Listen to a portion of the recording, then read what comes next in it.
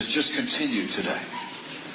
And if you haven't heard about it, we learned through a WikiLeaks email release today that the Obama Department of Justice was actually in communication with Hillary Clinton's presidential campaign while she was under investigation for having a private server. We learned again today that in a 2013 speech in Toronto to a business organization, she may well have released classified information about the takedown of Osama bin Laden at a paid speech in Canada.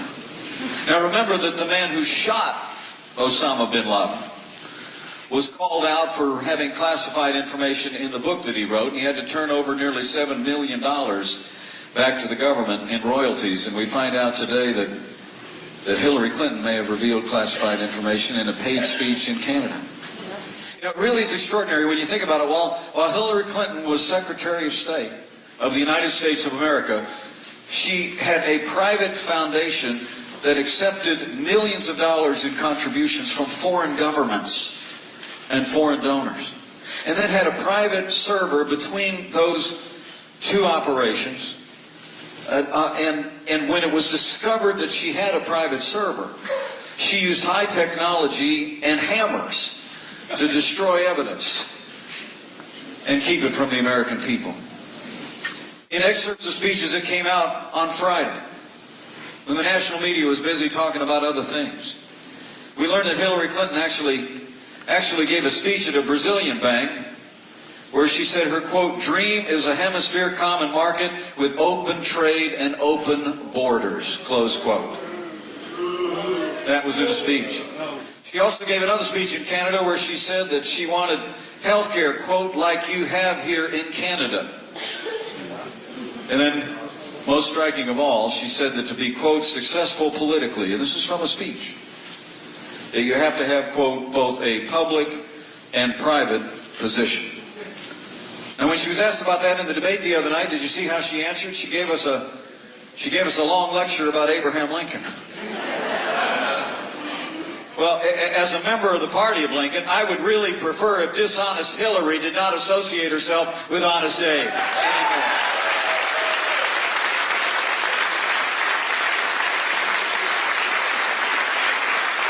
I mean, the truth of the matter is the American people remember a day when we had a president in Washington who erased 18.5 minutes and they ran him out of town. Remember? Well, Hillary Clinton actually used high technology to erase nearly 18,000 emails. Men and women, that doesn't sound like politics. That sounds like obstruction. And the American people are sick and tired of it.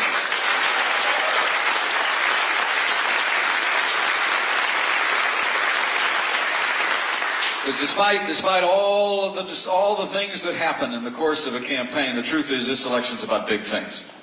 So let me just say to you from the outset, for the sake of our security, for the sake of our prosperity, for the sake of that Supreme Court of the United States, and for the sake of preserving the principle that no one is above the law, we must ensure that Hillary Clinton is never elected president of the United States of America.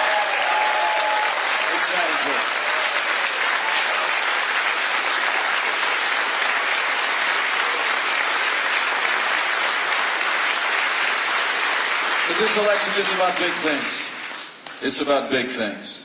I mean, we've got to talk about those first things first, because men and women, that's about the fundamental expectation the American people want. That we want government that reflects honesty and integrity. But the truth is, in this election, the kitchen table issues, the ones that keep the American people up at night, are where we also have to focus. They have to do with security and prosperity and the highest court in the land. Let's start on the security front. I don't know if you know this, but you know today that in 7.5 years of Barack Obama and the leadership Hillary Clinton wants to continue, our Army has the lowest troop level since 1940.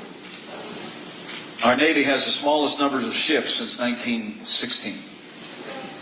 Our Marine Corps is down to 23 battalions, down from 36 that our warfighters say that they need to defend our nation. And the Air Force down to about 1,100 fighter aircraft and bombers. The average age of those aircraft is 27 years. That's older than most of the men and women that we train to fly them, and that fly them bravely to this day. It truly is extraordinary. Hollowing out our military in a direction and a policy that Hillary Clinton is committed to has got to come to an end. For America to be safe, America must be strong. And when he becomes President of the United States, Donald Trump will rebuild our military. He will restore the arsenal of democracy. He will provide our soldiers, sailors, airmen, and Marines with the resources and the training that they need and deserve to protect our families and come home safe to theirs.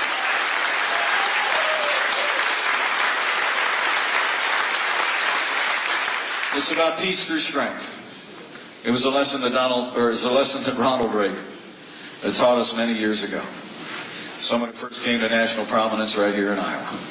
And his wisdom echoes into our time as well.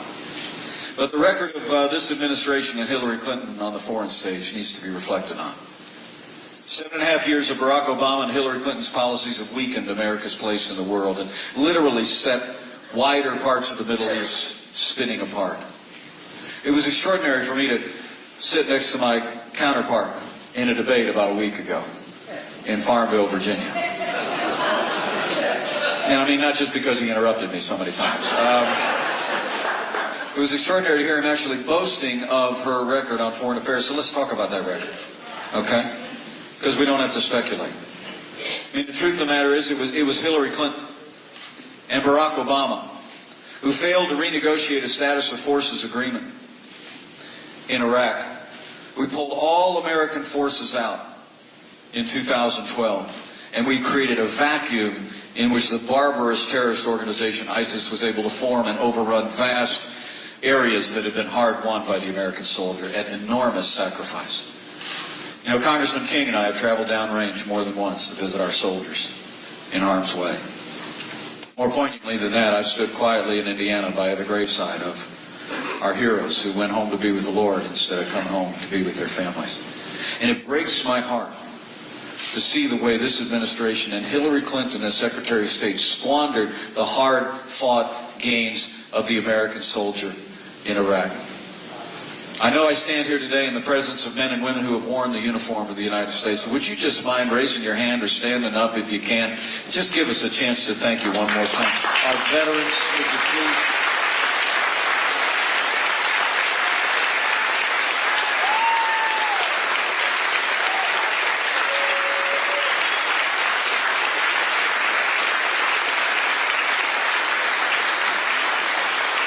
Thank you for your service to the nation. Thank you for what you wrought for this nation in your time. You know, it was also Hillary Clinton who initiated the disastrous agreement with the radical mullahs in Iran. Congressman King will tell you that back in the day, we worked on a bipartisan basis in Congress to economically isolate Iran. The policy of the United States of America was that Iran could never be allowed to obtain a nuclear weapon. Iran is the leading state sponsor of terrorism in the world. And we passed the most punitive economic sanctions in American history on Iran. And they were working.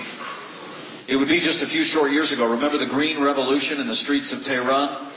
A younger generation rising up for change away from the radical mullahs and the theocracy in Iran that was quickly put down as this administration hesitated to support those people in the streets of Iran. But under this administration, Hillary Clinton and Barack Obama actually negotiated a deal that delivered $150 billion to the radical mullahs in Iran, and it only delayed their nuclear ambitions. Once the restrictions come off, there'll be nothing to prevent Iran from obtaining a usable nuclear weapon. And the worst of it was on the very day that 4 American hostages were released, this administration approved, with Hillary Clinton's strong support, the delivery of $400 million in cash on a pallet as a ransom payment, and then told us that it wasn't a ransom. Well, let me tell you, men and women here in Iowa, the Iranians know it was a ransom.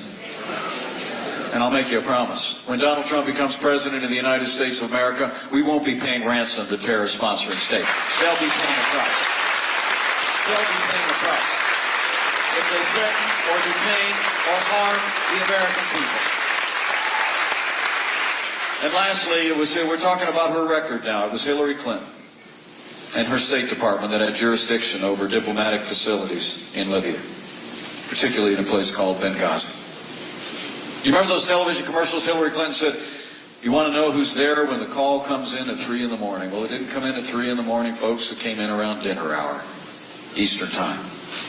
And it was Hillary Clinton and her State Department that left Americans in harm's way. And after 4 Americans fell, she told the families of the fallen at Dover Air Force Base when the remains arrived, she told them it was because of a filmmaker in Florida. Even though, thanks to the good work that Congress did, we found that an email to her daughter the night of the attack described it as an al-Qaeda-style terrorist attack. When she was questioned about it before the Senate, we all know what she said. Quote, what difference at this point does it make? Well, men and women of Iowa, let me say to you, as the proud father of a United States Marine, who we just said goodbye to this morning as he went to his latest assignment, anybody that said that, anybody that did that, should be disqualified from ever serving as Commander-in-Chief of the Armed Forces of the United States of America. Ever.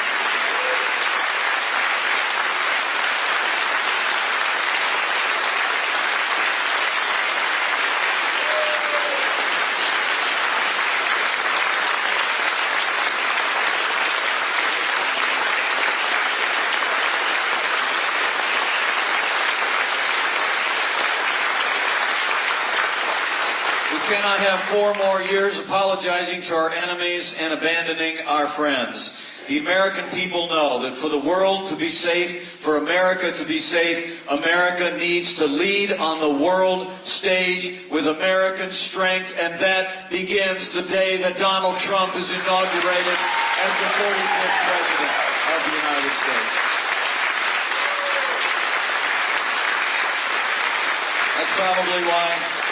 That's probably why more than 160 generals and admirals retired, and 17 Medal of Honor winners have endorsed Donald Trump to be the next Commander-in-Chief of the armed forces of this country. So it's about security.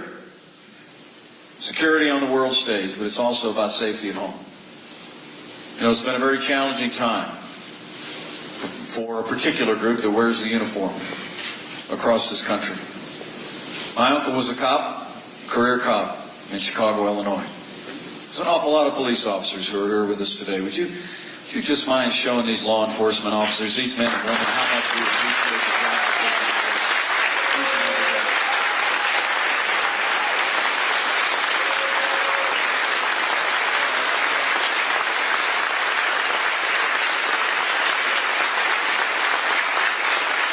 Support law enforcement at every level. We will provide the resources and the tools that they need to do their job to protect our families and go home safe to theirs, and we will restore law and order to every city and every community in the land. That's probably why the 330,000 men and women who make up the largest police officers union in America, the Fraternal Order of Police, endorsed Donald Trump to be the next president of the United States.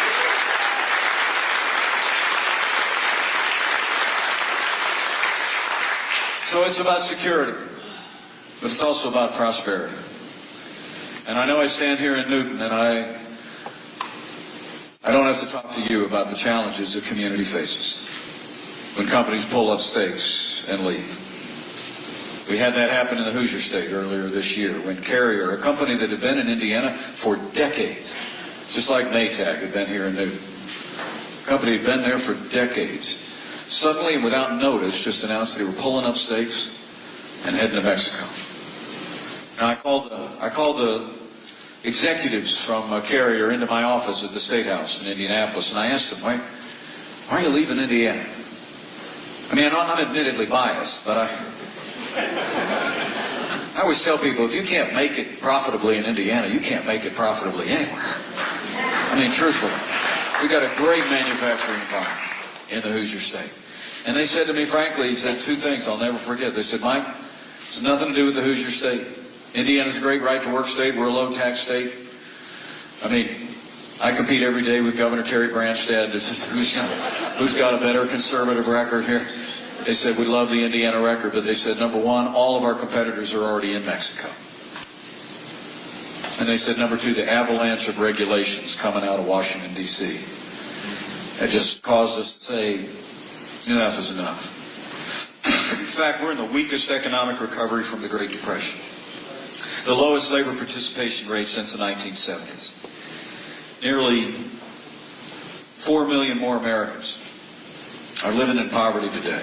Millions more living in poverty today than the day Barack Obama became president of the United States. And despite the heartbreak in Indiana, the heartbreak you all experienced here in Newton, Hillary Clinton wants to continue all the same policies. I mean, it really is pretty amazing if you think about it. Sometimes people like to say, and it's true, that she's essentially running for a third Obama term, as bad as that sounds.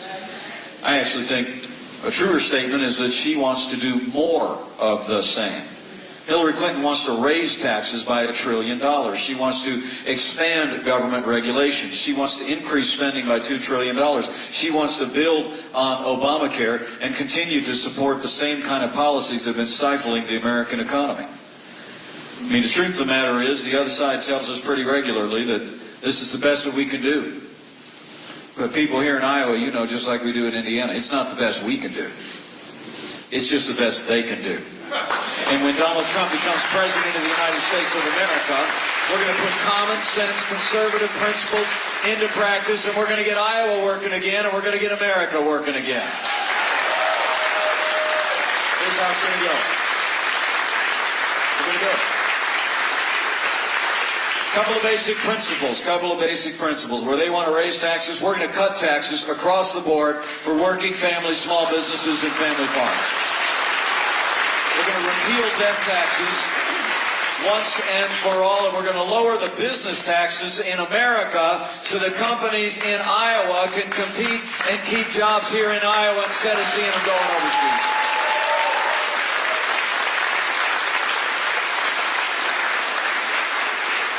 And because regulation is a form of taxation, on day one of a Trump-Pence administration, Donald Trump's going to sign a moratorium on any new federal red tape, and he's going to repeal every single Obama executive order that is stifling jobs and growth in this economy.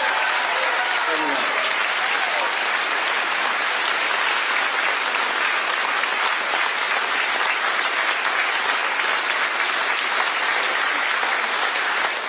And when it comes to energy, on day one of a Trump-Pence administration, the war on coal comes to a crashing halt. And we are going to develop the resources of this land, our traditional fuels, our renewable fuels. We're going to have an all-of-the-above energy strategy that fuels an American recovery. And when Donald Trump becomes negotiator-in-chief. You with me on that? You get me? I mean, look, I believe trade means jobs. Exports in agriculture and in manufacturing support jobs here in Iowa and all across America. Imports result in low-cost goods. But under Donald Trump, we're going to make sure that trade means American jobs. We're going to negotiate trade deals that put the American worker first. We're going to renegotiate NAFTA. We're going to get out of TPP, and we're going to hold our trading partners accountable for the promises they make to the American people. If you want access to the most powerful economy in the world, you're going to do a deal, and you're going to keep it under Donald Trump.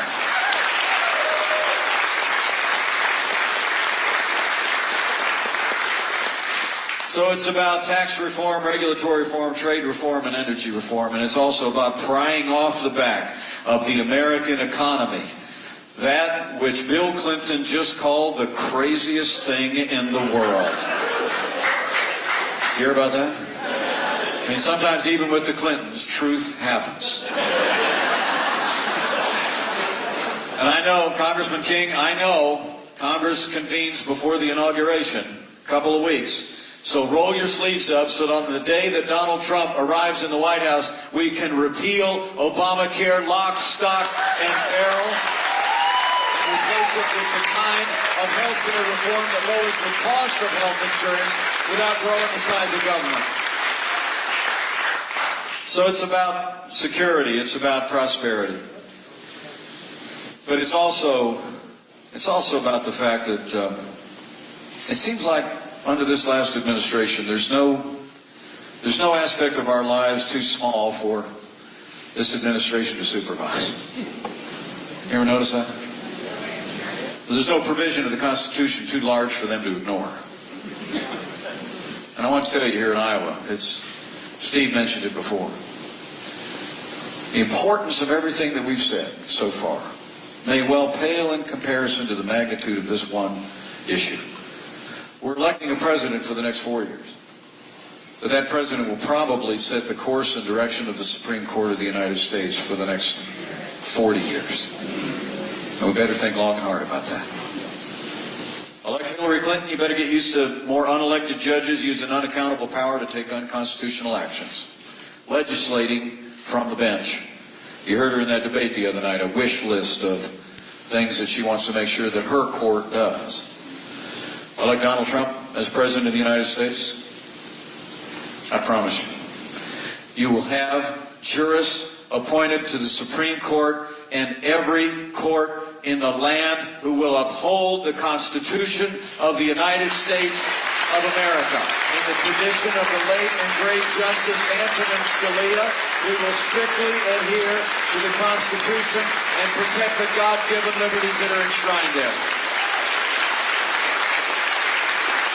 So let me just say, for the sake of the rule of law, if you cherish the sanctity of life,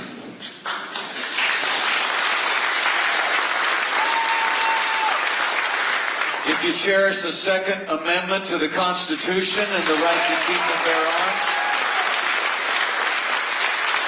we must ensure that the next president to make appointments to the Supreme Court of the United States of America will be President Donald Trump.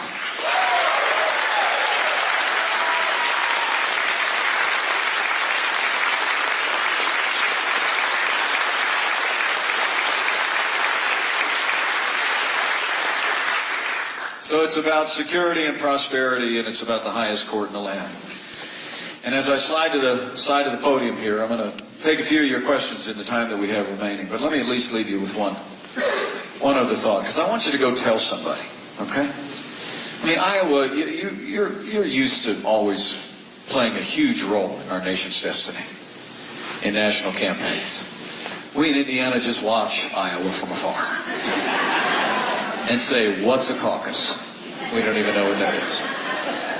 We marvel at it. We marvel at the way the citizens of Iowa take ownership of the responsibility that you have and hold these candidates accountable. But right now, with just 4 weeks left in this campaign, I hope you have a similar burden on your heart. I want you to go tell somebody. I mean, the truth of the matter is, I get up every day, I got to turn the television on with a stick. Y'all know what I'm talking about? I don't know what's going to be on there any given day. And it's just, ever since I joined this campaign, it's been obvious to me, it's 2-on-1 every day, with the media doing half of Hillary Clinton's work for her. But the amazing thing is, Donald Trump is winning hearts and minds every day. And it's because the American people are talking to each other. So I want you to leave here today, and I want you to talk about it. Talk about that email stuff. I mean, just go look at it. It's bursting all across. I'm sure it'll be the 7th or 8th item on the evening news tonight. Okay, really. But you can find it. Go find it. Talk to people about what's happening in the world. The rise of radical Islamic terrorism, what's happened in the wake of weak and feckless leadership on the world stage. Talk to them about this economy and that we can do better, but we've got to change course. We've got to change leadership. And talk to them about that court. Talk to them about those liberties. But talk to them about one other thing, if you would. And that is, in these divided times, where it seems like, we're almost to the point where the evening news is going to have two people doing the weather just to argue about it. Because there's always a pro and con on everything, isn't there? anymore. I want to tell you, Donald Trump and I really do believe that there will always be more that unites us in these United States of America than will ever divide the good and great people of this nation. I believe it. And he believes it. And it has to do with faith. I think it has to do with faith. Faith in God and faith in the American people. You know, let me tell you, I just got to know Donald Trump in the last 3 months. We actually spent some time together as a family, didn't we, dear? We flew out when he was considering a long list of extraordinary people, men and women, for this position. And we met them as a family, and the Pences are a family. To know the Trumps is to know a family. To know the Pences is to know a family. But one of the things we found out is there's things we shared. His grandfather immigrated to this country through Ellis Island. My grandfather immigrated to this country from Ireland when he was about my son's age. His dad was a self-made man who built a business up from nothing and lived the American dream and raised a strong family. My dad worked in a gas station company and built up a small business in a small town in rural Indiana. Donald Trump and I were both raised to believe that to whom much is given, much will be required. And so for him, that meant that the kid from Queens went to Manhattan Island, right? And built the big buildings to the skies. For me, it was a calling into public service. I mean, I always tell people, other than a whole lot of zeros, Donald Trump and I have a lot in common. A lot. Out the door. And that's it. Yeah. And that's this. It's a belief in the American dream. Kids, the American dream, it's not a slogan, it's the real thing. It's the idea that here in America, anybody can be anybody. If you study hard, if you work hard, if you play by the rules, if you look after your neighbors, then you can live out your dreams in this nation. And I want to tell you, as you leave here today and you go tell your neighbors and friends across a backyard fence, in the city and on the farm, at worship or at work about this election, about the cost of this election, lay out